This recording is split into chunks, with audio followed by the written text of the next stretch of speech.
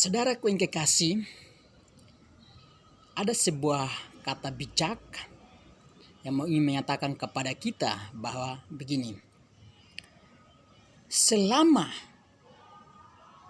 orang Kristen masih mengabungkan arti baptisan dan tata caranya daripada baptisan itu menjadi satu arti, maka selama itu masih akan terjadi pertentangan soal hal baptisan terus akan berlanjut.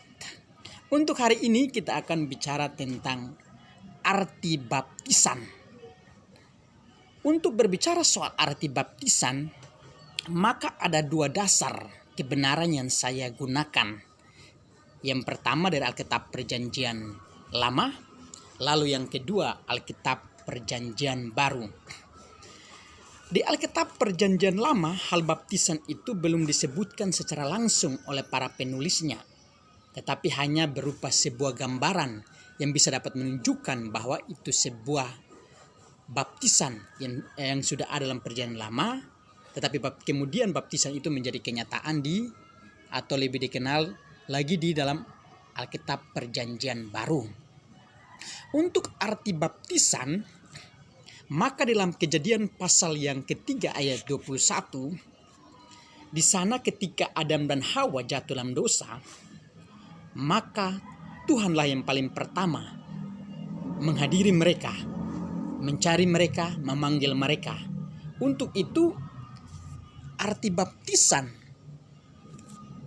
artinya hadirat Tuhan dan panggilan Tuhan yang seutuhnya hadir di dalam hidup manusia. Itu artinya yang saya bisa temukan dari kitab Kejadian pasal 3 ayat 21.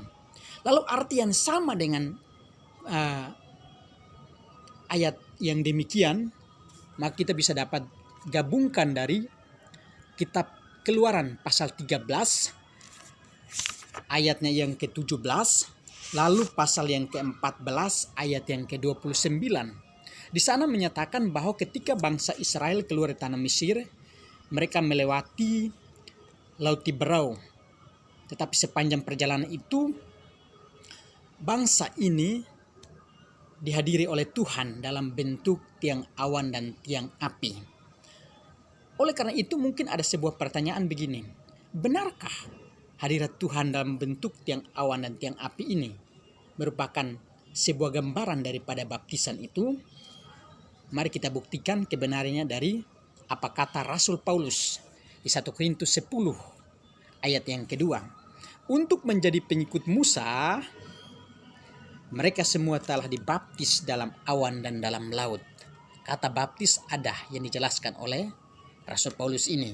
Nah, itu artinya bahwa baptisan artinya berbicara soal hadirat dan panggilan Tuhan atas kehidupan manusia yang telah berdosa, namun Tuhan ingin supaya bersatu kembali dengan dirinya. Arti baptisan yang kedua kita bisa ambil dari kitab Matius pasal 3 ayat 11 sampai ayatnya yang ke-17, saudara. Di dalam Alkitab Matius pasal 3 ini, ayat yang ke-11, Yohanes menyatakan bahwa aku membaptis kamu dengan air sebagai tanda pertobatan.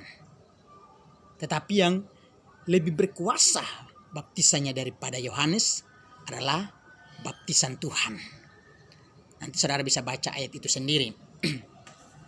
Nah, arti baptisan yang kita temukan dalam kitab Matius pasal 3 ini adalah di ayat yang ke-15. Berbicara soal kehendak Tuhan yang harus terjadi. Jadi arti baptisan adalah kehendak Tuhan yang harus terjadi dalam kehidupan manusia. Jadi bukan kehendak manusia, tapi harus kehendak Tuhan yang terjadi dalam kehidupan manusia. Nah, saudara yang kekasih, dari kedua pengertian ini saya dapat mengambil sebuah kesimpulan bahwa baptisan artinya karya pengorbanan Tuhan menurut kehendaknya sendiri supaya dapat menyatukan dirinya kembali dengan manusia yang telah berdosa. Itulah. Jadi baptisan itu merupakan sebuah karya hadirat Tuhan menurut kehendak Tuhan itu sendiri dalam menyatukan dirinya yang suci dengan manusia yang telah berdosa. Kiranya sharing saya sore ini bisa dapat bermanfaat bagi saudara sekalian. Dan untuk selanjutnya kita akan bahas tentang baptisan dan tata caranya. Amin.